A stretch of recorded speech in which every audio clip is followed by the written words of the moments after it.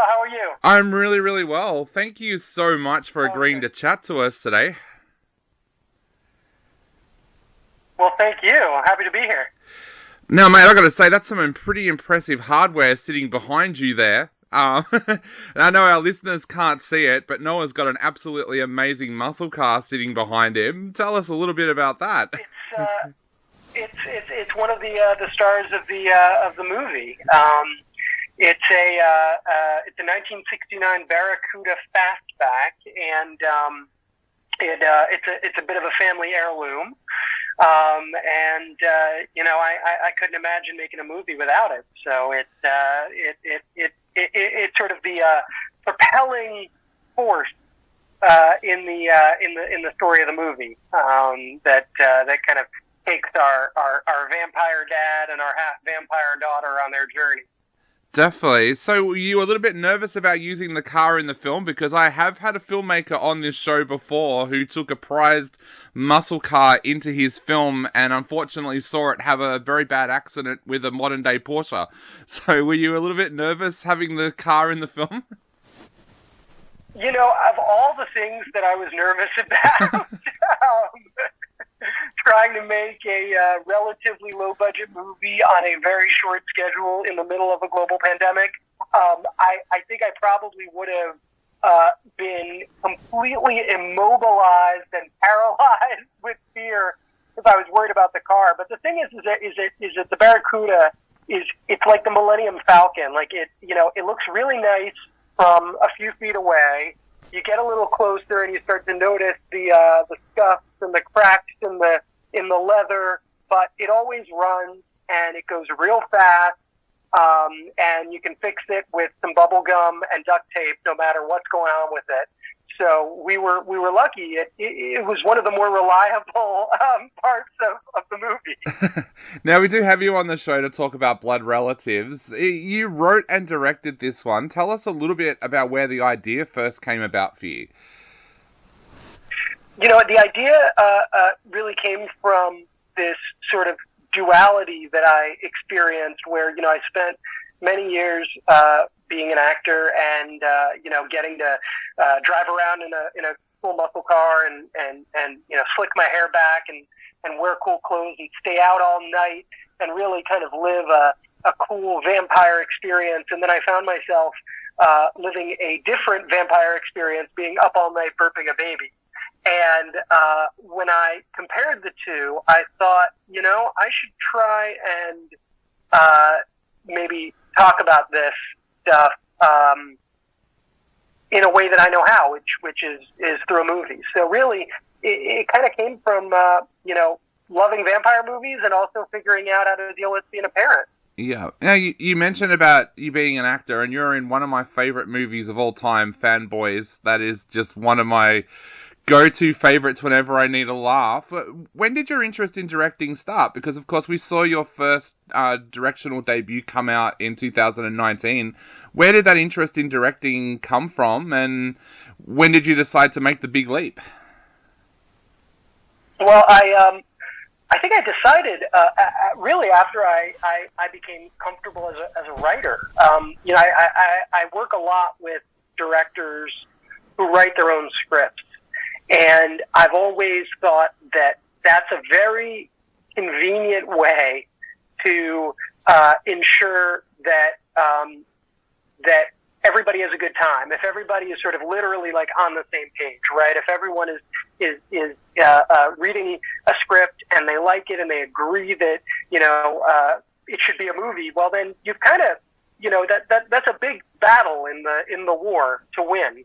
And so once I started writing and I thought, I could see this as a movie. I started showing it to other people, my writing, and asking, do you think you could see this as a movie? And eventually you get to a point where you're showing it to people who can actually help you make the movie. And sort of by default, it sort of felt like, well, I guess it's one less thing to ask somebody to do if I can direct it as well. Yeah. Now, one of the things that really hit me with this film was just how the comedy and horror worked together so well. There was that right mix. I always say that making comedy horrors is one of the hardest genres to do because somewhere along the line you're going to have a horror fan that doesn't like the film or a comedy fan that doesn't like the film, but you seem to nail it. Do you think it's your past in comedy that helped to get that mix right?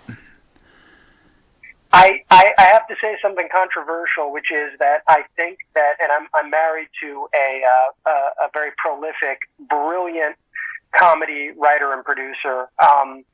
So maybe I'm biased, but I think comedy people often like really messed up stuff, and that's sort of where the comedy can come from. But I think that people who love horror are often not as funny as they think they are. Yeah. And of course, there's plenty of exceptions to the rule. I wouldn't, want to make a broad generalization, but I will say that I think that there are a lot of. I think it's much harder to please people through horror than it is to please people through comedy, because I think that if you can get somebody to smile, if you can get somebody to laugh, it's very rare that they shut off whatever they're watching. Nobody ever turned off a movie because they were cracking up, Yep. So it really felt like if I could hit people in the funny bone, then I was on my way. Yeah. I guess some of the actors listening to the show at the moment would be curious to know the answer to this question. Do you find it different when you're playing a character, because you play Francis in the film, so do you find it different playing a character that you've written, say, to a character that you've just been given the script of and said, here, play this character? Well, it was easier to remember the lines because I'd written them, or at least I didn't have much of an excuse when I forgot them.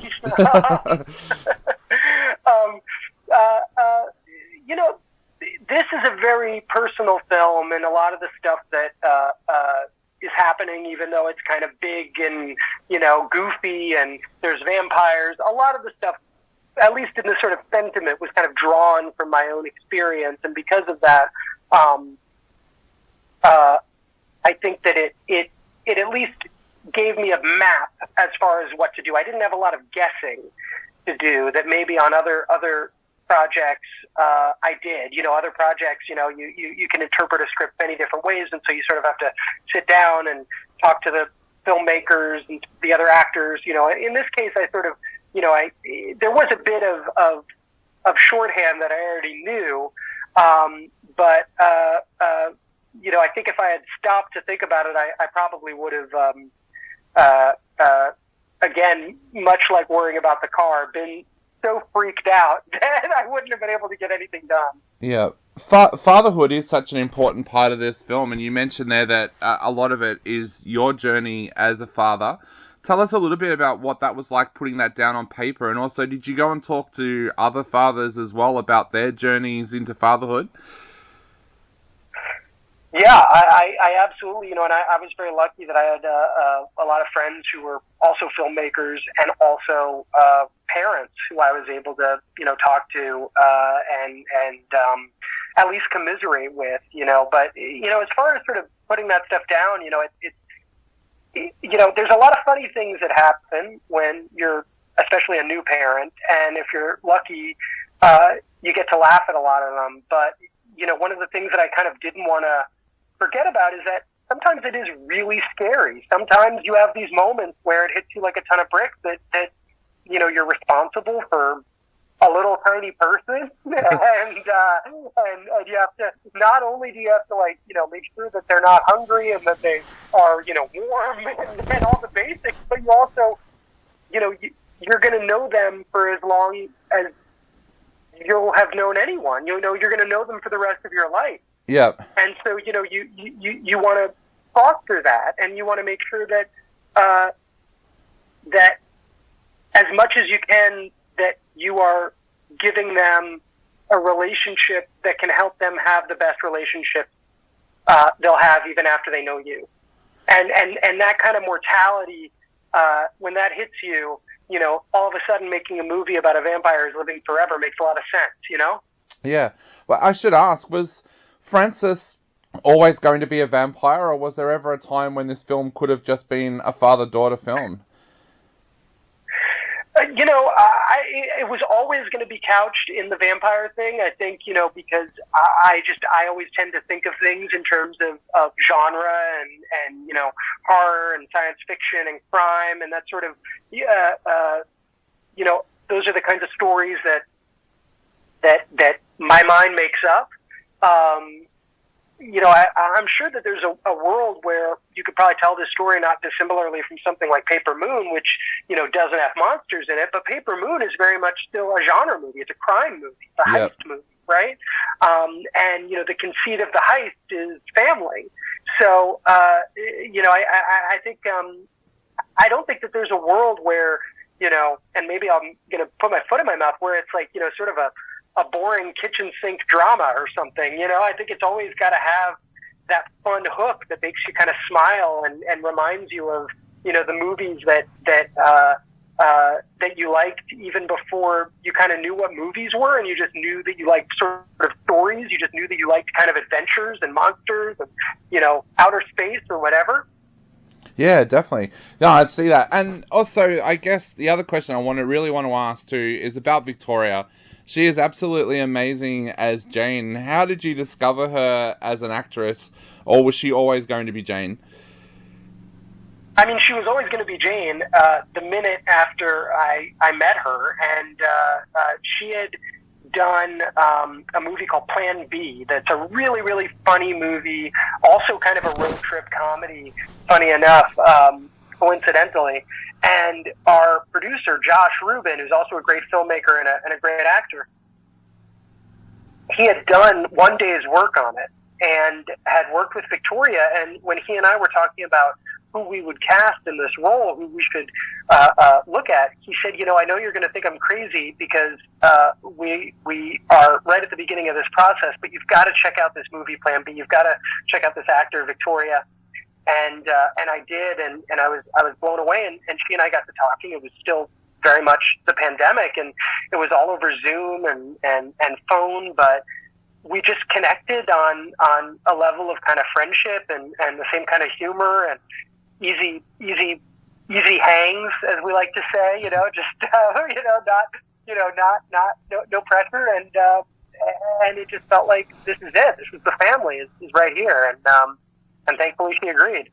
Definitely. Now, no, I know we're running out of time very, very quickly. So to finish off, what would you like to say to people out there who are about to sit down and watch Blood Relatives on the day that it comes out?